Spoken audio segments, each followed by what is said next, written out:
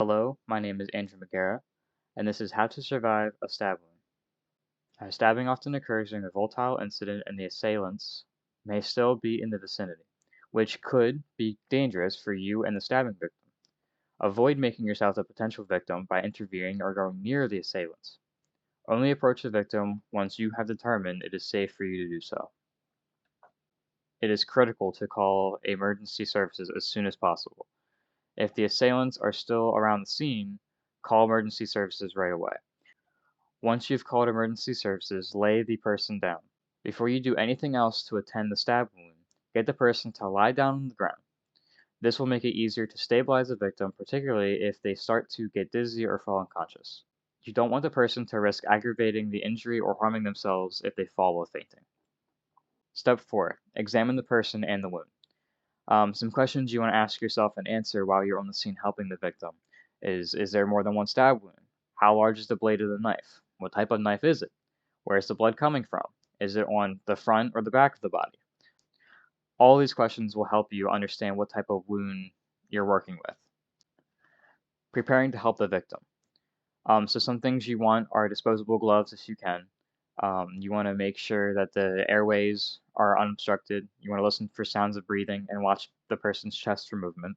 You want to be able to check the victim's pulse to make sure their heart is still beating. If the victim has stopped breathing, perform CPR ASAP. If the person is conscious, begin working, but also talk with them, keep them calm, and to slow their heart rate. And if possible, try to keep the victim's eyes averted so they cannot see the wound. Remove the clothing around the wound. Removing the clothing around the area will help you find the exact area that is affected. Be careful moving the clothing as the victim will be in considerable pain. And do not touch or remove the knife in the wound during this action. It will only cause more damage. Step number 7, addressing the wound. When addressing the wound, you should wear rubber gloves if you can. Leave the knife or any other object inside the wound. This acts as a plunger and can help you make sure they don't bleed out.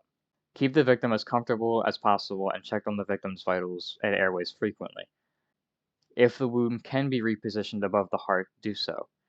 Number 8, applying pressure to the wound. While waiting for paramedics to arrive, apply pressure to the wound to restrict blood flow using a clean, absorbent material. If the knife is still embedded, firmly press around the knife.